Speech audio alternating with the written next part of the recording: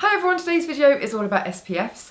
Lots of you asked me questions about sunscreen, and I think lots of the information out there is quite misleading and confusing, so I thought I'd just go through a few of the basics. Now, yesterday I went to visit Dr. Marco Lenz, who's a top plastic surgeon and reconstructive surgeon, and he also happens to be a leading expert in the field of skin cancer, so I took my notebook with me and jotted down a few of his answers too. So let's get started.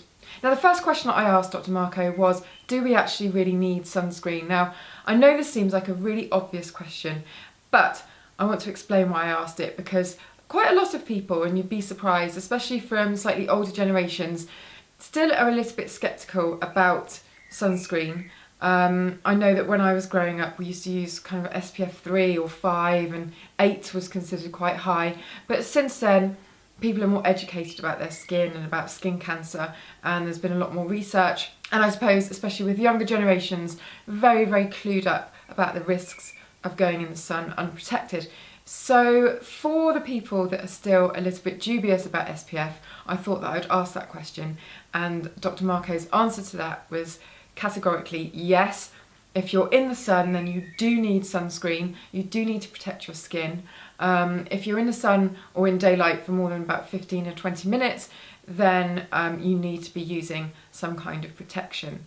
So there you go, that's your answer. If you're lying on a beach or if you're on holiday, I actually think it's better just to keep your face out of the sun altogether for the majority of it, because especially as you get older, you are prone to kind of dark spots, and they do get worse if you're in the sun. And this year I've been trying to reduce my dark spots, so I've had my huge hat on, my sunglasses, and I wear a very high SPF if I'm going to be on the beach or something like that. So I think as a general rule, you know, the wisdom is these days that if you're in the sun, then protect your skin. Now, the second point that I want to make, because people get very confused about what type of sun care they should be buying, is that if you're properly going in the sun, then the only SPF that you should be using is a dedicated sun care product that covers for both UVA and UVB rays.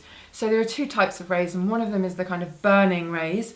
So, you know, if you stay in the sun too long, you'll get red blistered skin. And the other one are the kind of more long-term damage, aging, wrinkling rays. And you want to protect from both, and you want to protect from skin cancer, obviously, the big one, but also from wrinkles as well. So you need to look for good quality sun care that protects against both of those types of rays. Now, loads and loads of things that I see have SPF in these days, foundations and lipsticks and eyeshadows even, all sorts of things, and you really need to be careful that you're looking for something that gives good protection. So I know a lot of people want to rely on their foundation or something like that, but if you're in full-on daylight and either you're going to be in there all day because it's a holiday, or you work outside, or you spend a lot of time outside, then it needs to be dedicated sun care. Because if you think about the amount of foundation that you use, I mean, it's hardly anything. I'm just going to show you on a teaspoon now how much is recommended for your face and your neck. And that's a whole teaspoonful, so it's loads. I mean, you would never use that much foundation. So that just leaves which factor to choose. Now, I personally use a 15 in the UK, unless it's a very hot day, in which case I'll use a 30 or a 50.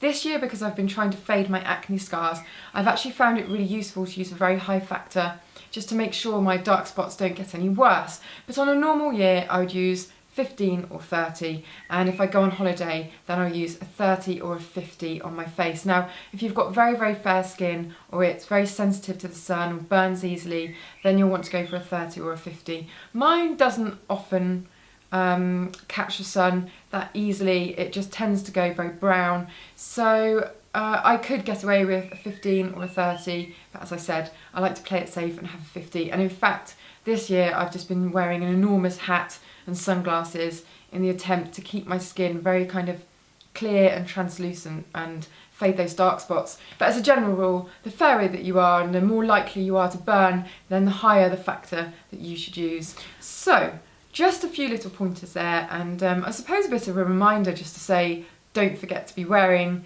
your sunscreen on a daily basis if you're out and about. and just a few little suggestions in the information box below. And I've just uploaded a new vlog on the vlog channel. I went to Paris this week and I went to a really nice party. But I had my makeup done by Alex Babsky from Lancome, and that was for the red carpet, and he's done a really cool bronzy smoky eyes, so you can click here to go through to that, and otherwise I shall see you next time.